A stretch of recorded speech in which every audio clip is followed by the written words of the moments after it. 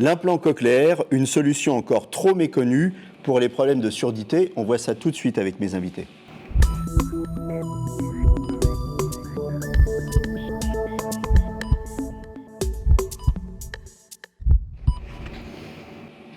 Avec moi sur le plateau, le docteur Christine Poncet, vous êtes chef de service ORL à l'hôpital Rothschild. Isabelle Kaiser-Gruber, vous êtes auteur du récit d'une femme sourde, Entendre d'un regard. À mes côtés aussi, vous l'avez marqué, Chantal Montagu qui va traduire tout ça. Et Daniel Grosse-Ehrenthal, qui est implanté, qui nous a fait la gentillesse de venir aussi sur le plateau aujourd'hui pour témoigner. Alors Isabelle, on va commencer avec vous. Vous avez 61 ans, vous êtes devenue sourde à l'âge de 11 mois suite à un début d'encéphalite. Le traitement vous a sauvé, mais a détruit complètement votre nerf auditif. Et c'est votre papa qui, le premier, a découvert votre surdité. Vous aviez 2 ans. Oui, c'est ça.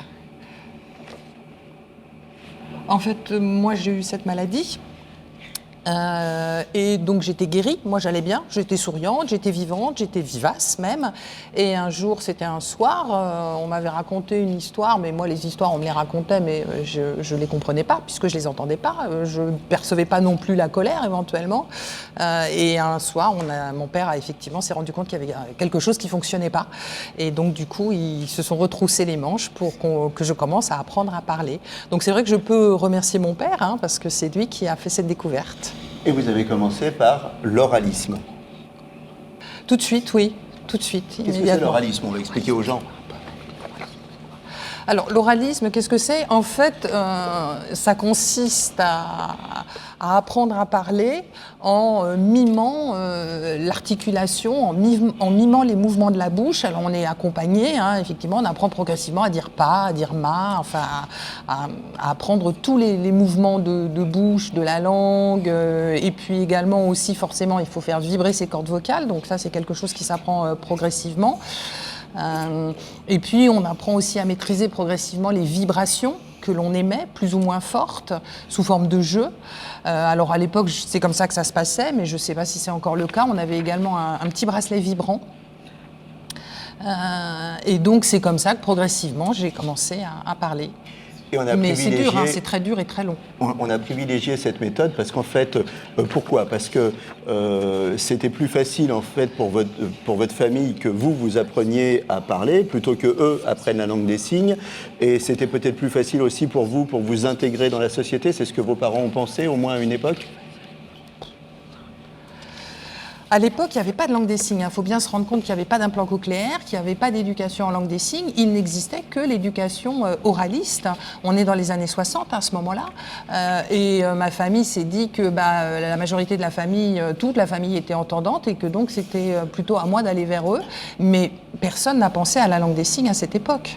Et finalement, alors ça a bien marché puisque vous avez fréquenté des écoles pour malentendants jusqu'à la fin du collège, mais après vous avez été au lycée, vous avez fait une prépa, une école d'ingénieur, et puis vous avez eu une vie tout à fait normale, vous avez passé votre permis de conduire, vous êtes marié, vous avez eu 3 filles, vous faites du sport, enfin bref, une vie tout à fait normale.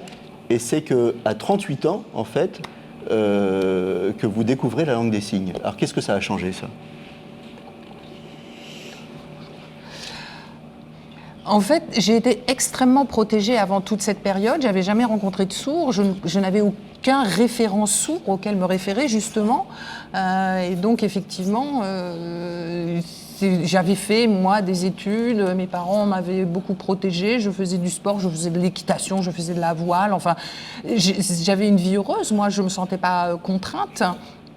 Et j'avais été beaucoup aidée, les entendants qui m'entouraient avaient été très très aidants, les sourds l'ont peut-être été presque moins. Je me suis mariée, j'ai eu des enfants, ils ont grandi, tout allait bien. Et puis j'ai rencontré une personne qui pratiquait la langue des signes, qui signait. Et ça a été presque un piège, si je puis dire, parce que moi j'étais au téléphone et cette personne, elle m'a piégée, si vous voulez, en débranchant le téléphone, et moi j'étais comme une bête en train de continuer à parler. Là je me suis dit, ah ouais, d'accord. Est-ce qu'on dit plus de choses avec les signes? Ou est-ce qu'on dit des choses différemment? Les deux, je dirais que c'est pareil. La langue des signes, c'est plus confortable. Parce que moi, d'un seul coup, si je retire mes lunettes, lire sur les lèvres, ça devient très compliqué. Et donc, du coup, c'est très angoissant. C'est plus confortable. Je peux suivre des conférences. C'est très fatigant de suivre une conférence en la lisant sur les lèvres et elle est truffée de lacunes. Donc, grâce à la langue des signes, là, j'y ai accès. C'est plus confortable. Docteur Poncet, Isabelle, elle aurait pu bénéficier d'un implant cochléaire? Elle aurait pu bénéficier si sa surdité était survenue aujourd'hui.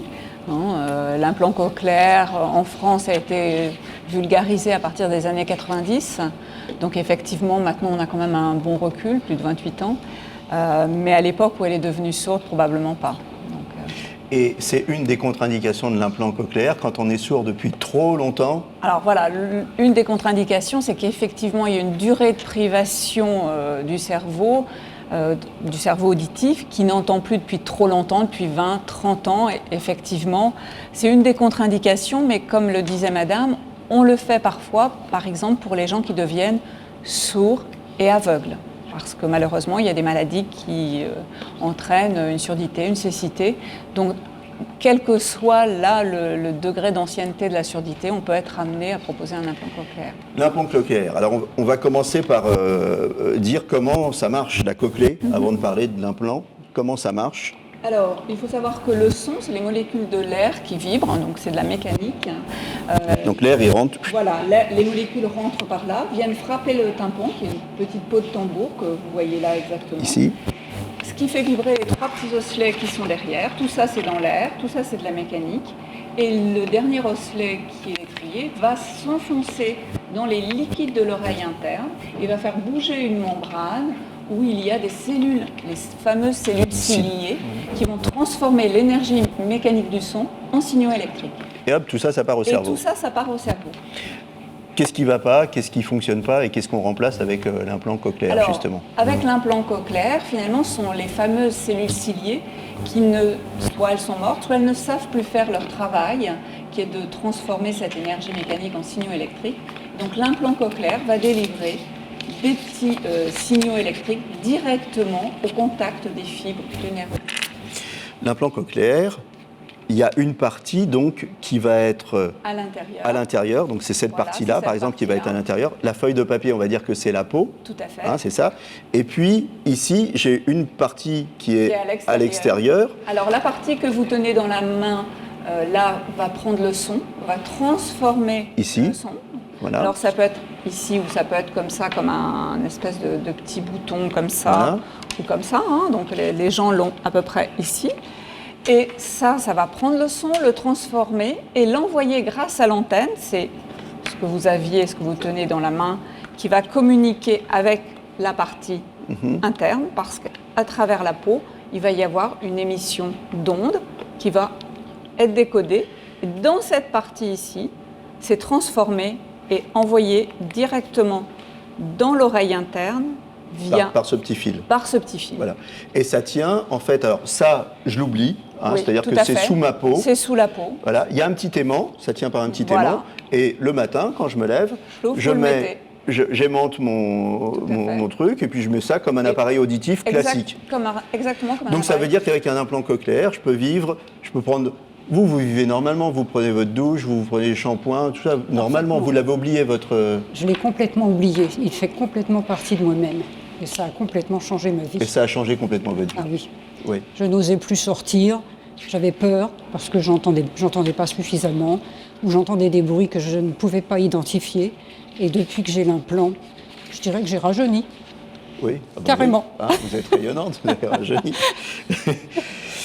C'est une opération lourde, compliquée, ou alors c'est quand même une opération qui est passée dans la routine maintenant? Alors, je ne dirais pas que c'est une opération qui est passée dans la routine, mais c'est une opération qui est bien codifiée. Donc, les services qui sont agréés pour faire cette intervention ont bien l'habitude.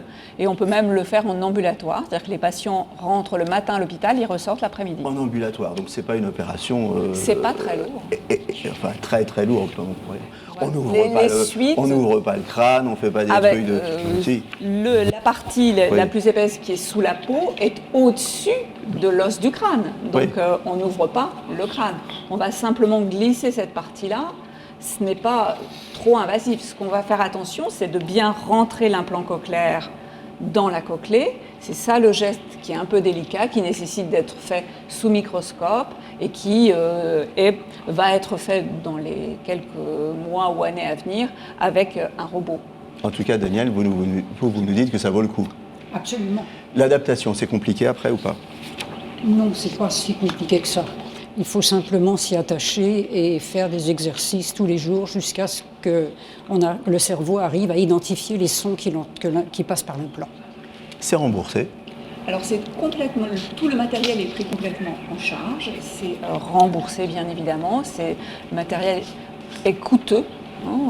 C'est en matériel au jour d'aujourd'hui, c'est 22 500 € la partie interne plus la partie externe.